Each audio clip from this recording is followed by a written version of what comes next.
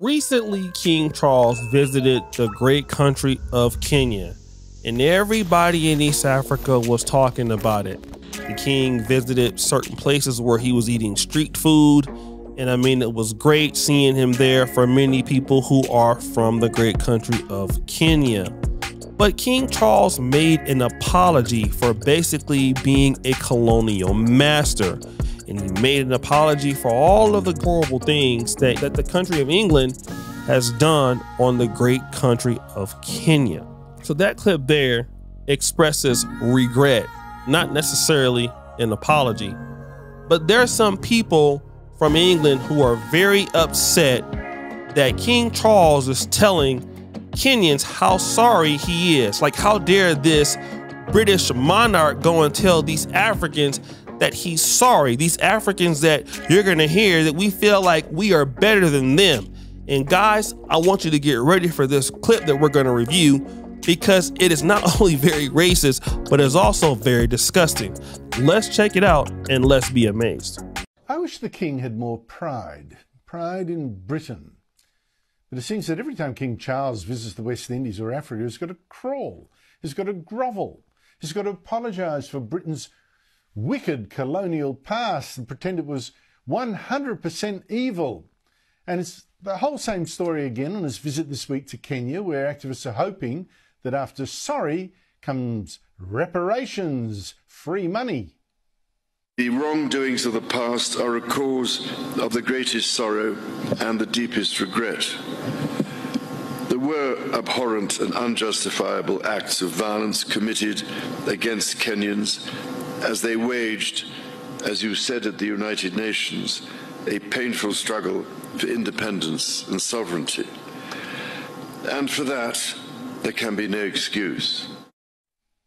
Joining me from London every Wednesday is Patrick Christie, star presenter on GB News, which also, by the way, now has the fastest growing news site in Britain. It's on its way. Patrick, the King's slamming of British history in Kenya, the right thing to do, or is he letting Britain down a bit?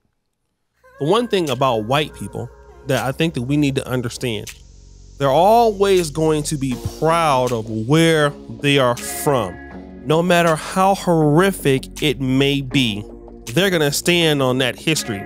This is why you will go to Belgium and you're going to see King Leopold still being celebrated despite the atrocities done in the Congo in years past. Because white people know who they are. They know where they are from.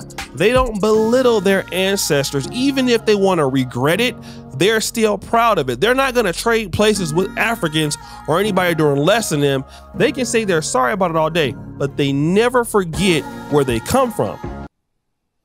Well, it's absolutely the wrong thing to do. The king is supposed to be our envoy around the world, not going around on an international apology tour. And they're trying to spin it as the king stopped short of full frontal apology. Well, that's just a technicality. That was an apology. And wait a minute. The king is not supposed to go around on an apology tour, even if what they did to you was wrong. Now, I have this debate with African brothers all the time, and listen, you know, they don't have an issue with interracial marriage, and they don't have an issue with, you know, this, that, and the other. But we all saw what happened when Meghan Markle married Prince Harry, how people took it. You see, the thing about it is this: white people are different than blacks. We don't live in a world that treats blacks or Africans fairly. If that's the case, then we would have reparations for what has been done to us. We would have equality with them, but we don't. But this is how they feel. Many of them feel just like this, no matter what they say. If you don't see any action behind it, this is how they feel. He's just brave enough to say it.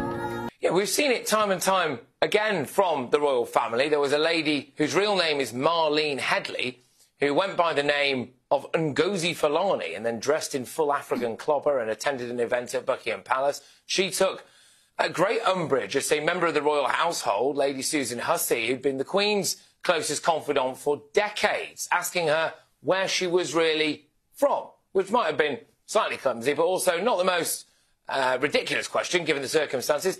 They then apologised to her, but a little bit like this, Andrew, an apology is not enough. Next. So listen, one of these people, a white person, dressed up in African wear. Now, forget the fact that Britain stole all this stuff from the Kingdom of Benin and they have it all in a museum and they've never given it back. So they're telling them, do you know who you are? Why are you dressed up in African garb? You're not, you are us. Now, if you tell us as blacks that, you know, they want you to conform to be like them because they have the power. But imagine us telling each other the same thing. Hey, what are you doing? It's called hate speech when we do it, right? If you see a brother, you know, trying to be like somebody that's over there, you know, you will get laughed at checking somebody like that. But the whites, in this case, hey, listen, you are one of us. You're not African. You need to be on our team. But we get ridiculed as pro-blacks if we say the same thing. Next comes the handout. Next comes money. But, you know, for the Kenyans, we have actually given them billions of pounds over the years. They are a member of the Commonwealth. In fact, £132 million investment in Kenya went there just a couple of years ago. And what they're saying is the king needs to stop apologizing because next thing you know, we got to give them money. And we've already given them money before. Now, obviously, they've already taken so much money from Kenya. They've made more than that in their colonial efforts. But you see what they're saying is we don't want to pay these guys because, look, our society as we know it is crumbling. You know, we already have mayors of London that's not even white. And, you know, hey, we're not in the EU no more.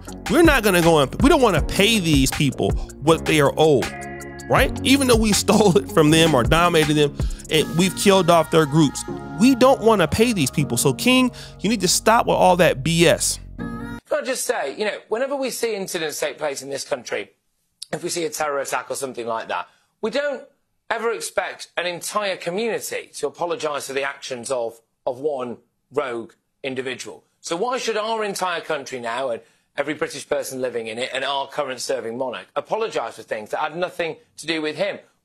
So you see the argument they're using there. Well, if a terrorist does something, he's not representative of the whole entire group. So why should we all be blamed for what happened in the past? You see, they're trying to make this argument is not equal because when a terrorist does something and he's isolated, nobody benefits from what he does. It's only destroyed. But whatever Britain did to Kenya, to Uganda, to the slave trade, that includes people like myself because they became America, all people who were white benefited from that system and what became from that system based on race. All whites benefited around the world, which is why if he comes to Africa as a white man, he will get more respect on average more than me as a black man because of the benefits that he received from his white ancestors based on race. It's called white privilege. But he wants to say, well, this terror, it's a bad example and he knows it. Where are our reparations from the Norman conquerors or from the Viking and their ancestors, you know? Look, it's true. And the other thing is, you know, couldn't he say, well, listen, there are bad things we did. There's good things we did. I mean, the intertribal slaughter we helped to ameliorate. We gave you democracy, even if Kenyans don't always live up to it as they should. We gave you the gifts of the English language. We gave you democracy. We gave you the gifts of the English language. So what they're trying to say is Kenyans are, before we came there, you didn't know what democracy was about because you just could not handle yourself. We gave you English. Let's talk about English. I was in Kenya not too long ago, and what is spoken in Kenya mainly is English, but also Swahili. But what has been lost because of the English language? There are people that are Kikuyu. I'm probably mispronouncing that. And the main issue with some of the people 40 and up that they're complaining about is that their children cannot speak Kikuyu, but they speak fluent English and fluent Swahili. So they have lost their culture. But did you lose your culture? Is that a gift? What about the people who lose themselves? So we gave you the gift of the English language as if English is greater than your own language. Let me tell you this. I'm living here in the central. I live here in Kampala. And here, the language is Luganda. You have people here, business people here, who are completely rich, and they speak Luganda only. There's Bukete TV operating only in Luganda. But yet, if you go to the central region in Kenya, in Kikuyu land, the territory, or anywhere where they are at, Nakuru and those places, you will have people that are from Kikuyu, living in Nakuru, that cannot speak Kikuyu. But here, you cannot live in the central for the most part and be from Buganda and can't speak Luganda, because that's culture. Language dictates who you are, what you do. And a gift of a foreign tongue is not a gift. It helps you lose who you are, which is what blacks have been doing ever since they have been colonized. They have been losing who they are, and then what you tell them is they don't know democracy, that they were savages before you came, that they did not know who they were. That's all you're saying. Before we met you, you were a nobody. But they know who they are. But they rewrote who blacks were. The rule of law. I mean, you didn't know how to rule yourself before we came as whites. Although there have been countless sources where whites praised Africans in any parts of the world, Ghana, in those kind of empires, how great those empires were, how magnificent they were. But they got to make you feel like that because you need to owe them something. Thank you for civilizing us. Being to Kenya, I look around and I think, wow, if the British hadn't been here, this place would not be quite as good as it is. Not that the Kenyans have quite lived up to the legacy they were left. Basically, since us whites left you, you can't govern yourself. We give you money, you mess it up. You're corrupt. Okay? You have no level of democracy. And if we were still here, it would look much better than when we were not here. That's all they're saying. You blacks can't do X, Y, and Z. So really, what do we need to apologize? And all of these are ad hominems to the argument, because the reason why they are where they are partly is because of you in a negative way. Now, we all know that we could do better as a group to encourage each other, but that's what they are saying. And so many people have friends like this that are from another community that are, unfortunately, I would say some of these people are European, and this kind of conversation doesn't come out until they get mad at you as blacks. Now, I'm thankful for him for at least being honest about it, but this comes out after something happens. You finally figure out how they feel. Yeah, exactly. But also, if it hadn't have been us, it would have been someone else. I mean, the French were at it, the Portuguese were at it, the Spanish were at it. Everyone was at it, okay? So if it's not us, it would be somebody else, which is an example of, hey, if we wouldn't have mistreated you and ruined your life, it would have been somebody else doing it.